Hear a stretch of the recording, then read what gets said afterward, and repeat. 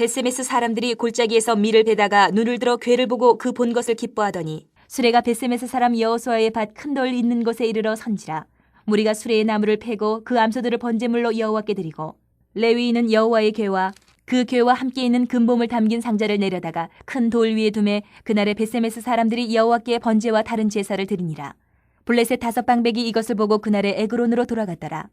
블레셋 사람이 여호와께 속건제물로 드린 금독정은 이러하니 아스돗을 위하여 하나요, 가사를 위하여 하나요, 아스글론을 위하여 하나요, 가드를 위하여 하나요, 에그론을 위하여 하나이며 드린 바 금쥐들은 견고한 성읍에서부터 시골의 마을에까지 그리고 사람들이 여호와의 궤를 큰 돌에 이르기까지 5방백들에게 속한 블레셋 사람들의 모든 성읍들의 수대로였더라. 그 돌은 벳세메스 사람 여호수아의 밭에 오늘까지 있더라. 벳세메스 사람들이 여호와의 궤를 들여다본 까닭에 그들을 치사 50,070명을 죽이신지라. 여호와께서 백성을 쳐서 크게 사륙하셨으므로 백성이 슬피 울었더라. 벳세메스 사람들이 이르되 이 거룩하신 하나님 여호와 앞에 누가 능히 서리요 그를 우리에게서 누구에게로 올라가시게 할까 하고 전령들을 기럇 여아림 주민에게 보내어 이르되 블레셋 사람들이 여호와의 궤를 도로 가져왔으니 너희는 내려와서 그것을 너희에게로 옮겨가라. 하나님 여호와 앞에 누가 능히 서리요?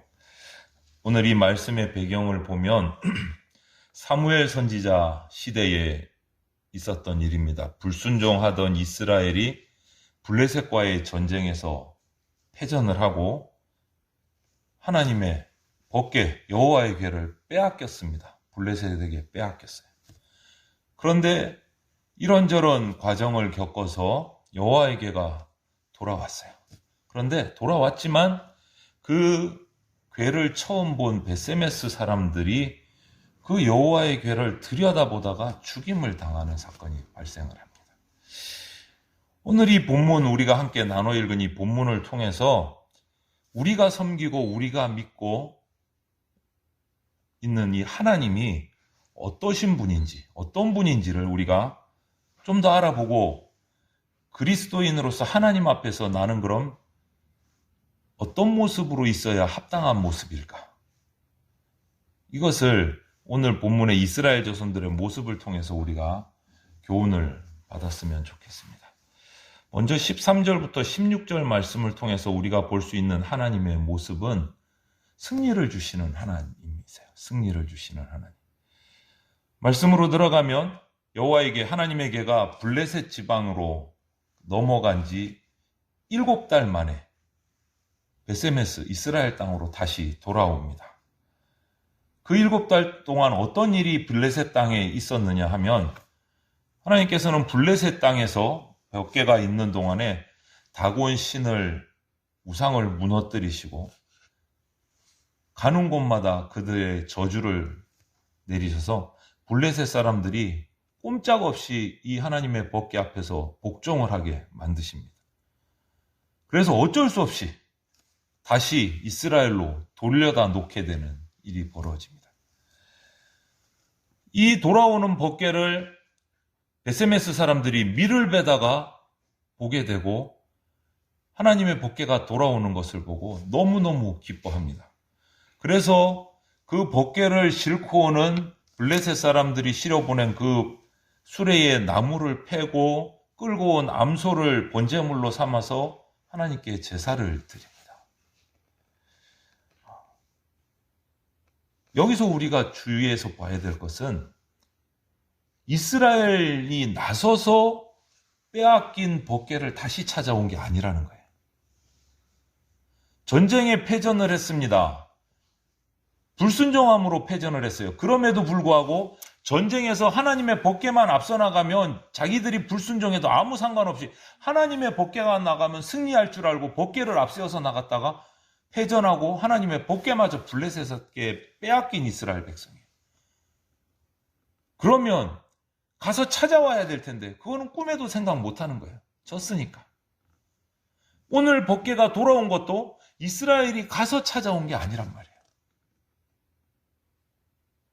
하나님께서 스스로 그 블레셋 땅에 재앙을 내리시고 그 우상들을 다 무너뜨리시고 신상을 파괴하시면서 블레셋으로 말미암아 하나님 스스로 이기시고 스스로 돌아오신 사건이에요. 하나님께서 이렇게 법궤를 돌아오게 하심으로 인해서 이스라엘의 패전을 회복시키시고 승리하게 하신 사건이에요. 이스라엘 백성들이 뭔가 한 게 없는 사건이에요. 하나님께서는 십자가의 승리를 믿음 안에 있는 우리에게 주십니다. 십자가의 승리를. 택한 자에게 주세요. 그래서 우리는 죄와 사망의 사탄의 세력에서 벗어나서 하나님의 은혜 가운데 거하게 되고 하나님의 다스리신 가운데 살아갈 수 있게 되는 거예요. 그게 축복인 거예요. 그러면서도 때로는 살다가 또 실패할 때도 있고 마귀의 유혹에 넘어질 때도 있고 하지만 영원히 패배한 게 아니라는 거죠.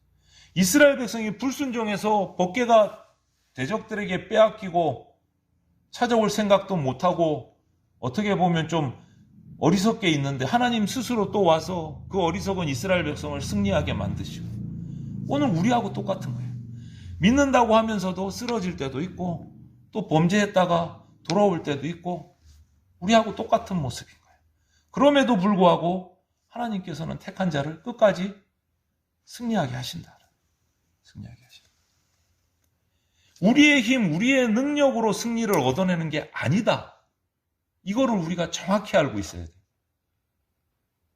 내가 지금 잘 된다고 내 믿음이 막 크는 것 같다고 내가 잘해서 그래 이런 생각을 하면 절대 안 된다. 우리가 기억할 것은 뭐냐? 예수 그리스도의 십자가로 말미암아 나는 승리할 수 있다. 예수 그리스도의 십자가로 말미암아. 앞으로 장차 예수님이 재림하실 때 우리가 지금은 넘어졌다가 또 일어났다가 또 넘어졌다가 하나님 앞에 회개하고 또 일어났다가 이것이 계속 반복되면서 우리가 살아가지만 장차 예수님이 재림하실 때 죄와 죽음, 사탄 완전히 무너지고 그때는 온전한 승리를 얻게 된다라는 거예요. 그래서 우리가 지금 살아가면서 부족하지만 쓰러질 때도 있고 하나님 앞에 정말 죄송하고 또 와서 잘못했습니다 회개하고 하지만 아직 오지 않은 그 최후의 승리의 날을 우리가 확신하면서 소망하면서 예수 그리스도의 십자가를 붙들고 승리하게 해주시는 그 하나님을 기뻐하면서 예배하는 것이 우리의 직분이다, 책임이다라는 것을 알아요. 하나님은 결국은 십자가를 붙드는 자를 승리하게 하시는 분이세요. 두 번째로 17절과 18절 말씀을 보면 영광을 받으시는 하나님이세요. 영광을 받으시는 하나님. 블레셋 사람들이 이게 어쩔 수 없이 워낙 재앙이 떨어지고 그 법궤가 가는 곳마다 고통을 당하니까 어쩔 수 없이 돌려보냅니다. 그런데 돌려보내면서 무엇을 하느냐? 제발 재앙을 멈추게 해달라고. 재물을 같이 법궤와 함께 실어서 보내요. 그것이 오늘 기록을 보면 금독종과 금쥐를 실어서 같이 보내요. 이게 무슨 의미냐 하면 블레셋 사람의 방백들, 블레셋 사람들이 섬기는 신이에요. 금독종과 금쥐가. 참 섬길 것도 참 없다. 그렇죠? 독종하고 쥐를 섬기게. 우상인 거죠. 그런데 그 자신들의 섬기는 신의 형상을 하나님 앞에 제물로 드리는 거예요. 이게 무슨 의미예요? 하나님이 이기셨습니다. 하나님 앞에 두 손 두 발 다 들었습니다. 복종, 존경, 영광의 의미인 거예요. 우리의 신이 하나님 앞에 다 졌습니다. 항복입니다. 하나님이 최고입니다. 이 뜻인 거예요. 자신들의 신을 하나님께 드린 거예요. 제물로.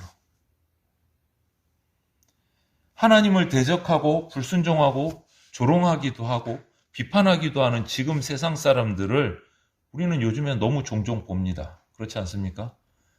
하나님을 비판하고 하나님이 어디 있느냐 하고 여러 다양한 방법으로. 그러나 우리 하나님께서는 이 죄악 가득한 세상의 어떤 인정 이런 거 하고 상관없이 존경과 복종과 영광을 받으실 분은 오직 하나님 한 분밖에 없으시다라는 거예요. 그게 확산. 그들이 블레셋이 전쟁에 승리하고 승전해서 이스라엘의 승리의 상징 하나님이 있다는 그 괴를 자기들이 빼앗아 갈 때는 이긴 줄 알았어요. 우리 신이 하나님보다 센 줄 알았어요. 우리는 앞으로 잘 될 줄 알았어요. 웬걸? 7달 만에 완전히 엉망이 된 상태로 빨리 보내자고 해서 보낸 거예요. 자신의 신들의 형상을 제물로 바치면서까지. 세상이 지금 하나님을 조롱하고 모른다고 없다고 까내리고 조롱해도 그 결과는 하나님이 승리하시고 하나님께서 영광 받으신다. 그거에 대한 확신을 우리가 가지고 있어야 돼요. 승리하신 하나님은 이스라엘 밖으로 나가서 대적 이 블레셋 땅에서도 영광을 받고 돌아오셨어요. 이와 같은 하나님이 재림하실 때 예수 그리스도의 완전한 승리를 통해서 이 땅의 모든 피조물에게 존귀와 영광을 받게 되십니다. 하나님은요, 모든 피조물에게 영광을 받으실 유일한 분이세요. 거기에 대한 확신이 우리 가운데 있어요. 지금은 세상의 많은 이들이 하나님을 복종하지 않고 하나님을 욕하기도 하고 조롱하기도 하지만 결국은 이 모든 것이 다 하나님 앞에 영광 돌리는 것으로 모여지게 된다라는 것을 우리가 확신해야 됩니다. 믿음으로 그날을 소망하면서 그분께만 영광을 돌리면서 살아가는 것이 우리가 살아가야 될 삶의 자세예요. 승리하시는 하나님, 예수 그리스도의 십자가로 말미암아 모든 우주 만물 피조물로부터 영광을 받으실 유일하신 하나님, 그 하나님이 우리의 하나님이세요. 우리가 이것을 잊어서는 안 돼요. 그러려면 우리는 어때야 되나? 오늘 19절에서 21절까지를 보면 이런 모습이 나옵니다. 베세메스 사람들이 그렇게 온 하나님의 법궤를 덥석 받아가지고 들여다보다가 하나님의 저주를 받아서 57,000명이 죽임을 당해요. 그러면서 그들은 슬피 울면서 이렇게 말합니다. 20절에 이 거룩하신 하나님 앞에 누가 능히 서리요? 이 말이 맞는 거예요. 회초리 맞고 나서 정신 차린 거예요. 거룩하신 하나님의 임재의 상징인 법궤를 누가 함부로 들여다보고 만집니까? 회초리 맞고 정신 차리는 거예요. 하나님 앞에 그 누구도 함부로 설 수 없습니다. 아무나 나갈 수 없습니다. 누구도 나갈 수 없어요. 세상 모든 사람은 거룩하신 하나님 앞에 서는 순간 그 죄와 허물이 낱낱이 다 드러납니다. 아무리 숨기고 싶어도, 아무리 모른 척하고 싶어도 다 드러나요. 그 죄값을 심판으로 다 받아야 돼요, 우리가. 그런 죄인인 우리가 하나님 앞에 겁없이 나간다고요? 그럴 수가 없는 거잖아요. 하나님은 지극히 거룩하신 하나님이세요. 그런 하나님이 우리가 예수 안에 있을 때, 예수 안에 들어갈 때 그 거룩하신 하나님 영광 앞에 설 수 있게 허락을 해주신 거예요. 우리가 준비되었을 때 그 영원한 심판을 면해 주시고 하나님 나라로 들어가게 길을 열어주신 거예요. 진정한 면죄부를 우리에게 주신 거예요. 지난주일 종교개혁주일이라고 의미를 설명드렸는데 가톨릭에서 헌금 많이 하면 죄를 다 사해준다, 교황이. 이런 거짓말 면죄부가 아니고 우리의 면죄부를 주실 수 있는 분은 딱 한 분 하나님밖에 없으세요. 딱 하나님 한 분밖에 없으세요. 우리의 헌신도 안 되고 우리의 노력으로도 이거는 안 되고 우리의 공로로도 이거는 있을 수가 없는 일이에요. 죄사함을 받는다는 것은. 딱 하나, 예수 그리스도의 십자가의 보혈의 공로로 우리가 승리하게 되고 거룩하신 하나님 앞에 나아가서 설 수 있도록 길을 열어주신 거예요. 하나님께서. 그러므로 우리는 하나님이 지극히 거룩하신 것처럼 그분의 택함을 받은 우리 성도들도 그 새로운 신분에 걸맞게 세상과는 구별되어서 하나님 말씀에 순종하면서 거룩한 존재가 되어야 된다. 그래야 하나님 앞에 설 수 있다는 거예요. 아무런 준비 없이 베세메스 사람들처럼 덜컥 법궤를 들여다보면 이 죽임을 당하는 안타까운 일이 일어난다는 거예요. 여러분, 그리스도인이라는 신분을 가졌지만 거기에 걸맞지 않은 모습으로 살아가는, 합당하지 않은 모습으로 살아가는 스스로를 그냥 내버려 두시면 안 돼요. 날마다 말씀 앞에서 스스로를 살피셔야 돼요. 이제 우리는 하나님의 다스림을 받아서 그리스도인다운, 교회다운 모습으로 세워져 가기를 정말 간구하고 사모해야 됩니다. 말만 신앙인이 아니고, 말만 그리스도인이 아니고, 정말 그 이름에 합당한 그리스도인, 합당한 교회가 돼야 된다. 여러분, 역설적인 표현인데요. 하나님의 통치를 받지 못하는 그리스도인, 얼마나 비참한지 한번 생각을 해보세요. 그리스도인이라 그러는데 하나님의 통치를 안 받아요. 세상의 통치를 받고 살아요. 얼마나 비참합니까, 이거? 얼마나. 또 다른 역설적인 표현으로 예수 그리스도가 없는 교회, 예수 그리스도가 없는 기독교, 이것처럼 허망한 게 없는 거예요. 의미가 없잖아요. 존재 가치가 없잖아요. 예수 그리스도 없는 교회가 뭐가 필요해? 예수 그리스도 없는 기독교가 뭐가 기독교예요? 기독교라는 말은 한자인데요. 중국어가 번역하다 보니까 기독교가 된 거예요. 그리스도교예요.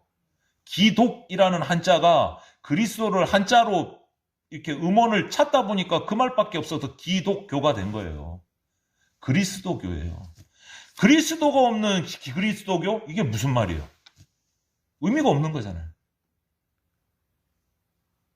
여러분, 하나님의 통치를 받지 못하는 교회, 하나님의 통치하심이 없는 그리스도인? 너무 비참하고 고통스러운 거예요, 이건. 너무 웃긴 거예요. 너무 웃긴 거예요. 제가 좋아하는 통팥이 들어간 단팥빵이 있는데요. 그 단팥빵에서 팥을 다 빼고 이거 단팥빵이야, 맛있어 먹어. 그러면 그 단팥빵이 존재 가치가 있습니까, 없습니까? 팥이 없어요. 그게 무슨 단팥빵이에요? 예수 그리스도가 없는 교회가 무슨 교회예요? 예수 그리스도의 통치를 받지 않는 그리스도인이 무슨 그리스도인이에요? 정말 비참한 거예요. 정말 비참.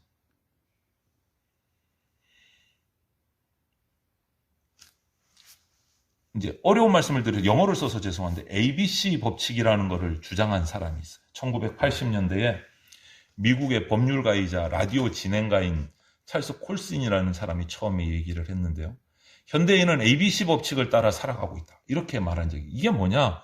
굳이 뭐 영어를 말하면 힘든데 anything but Christianity. 한글로 번역하자면 이래요. 기억 안 하셔도 돼요. 기독교만 아니면 뭐든지 좋다. 라는 대충 번역을 하자면 그거. 예수 그리스도만 아니면 뭐든지 괜찮다. 1980년도에 이런 운동이 일어났었어요. 미국을 중심으로. 교회 아니면 괜찮아. 뭐 이런 뜻이에요. 편하게 말하자. 사람들이 똑똑해지고 부유해지고 과학기술이 발달하면서 우리는 하나님께 굳이 얽매일 필요 없어. 신에게 얽매일 필요 없어. 우리 스스로 이제 잘 살아갈 수 있어. 이런 뜻인 거예요. 우리 스스로.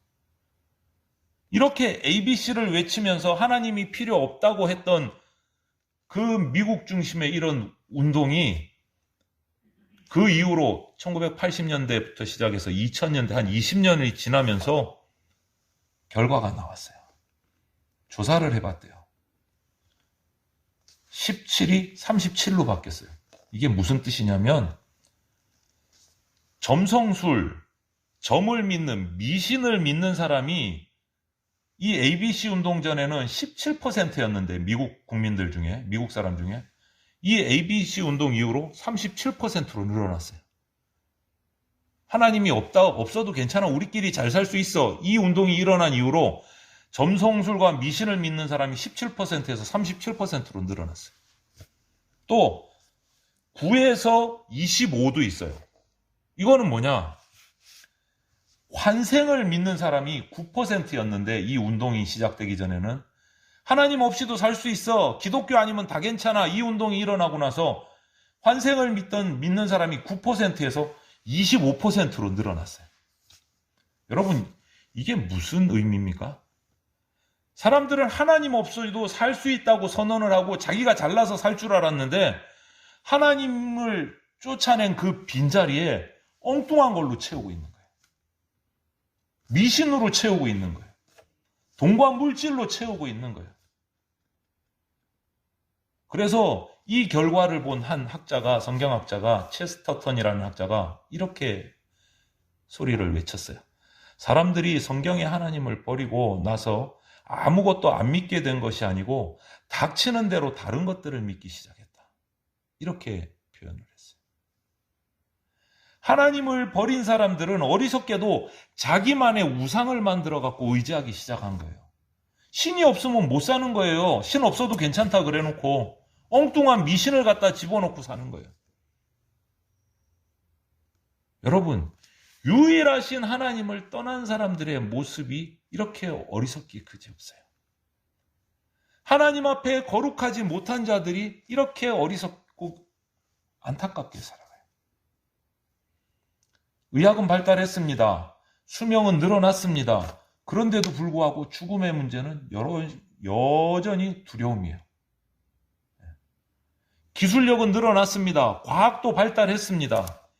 그런데도 행복은 점점점 줄어들고 있어요.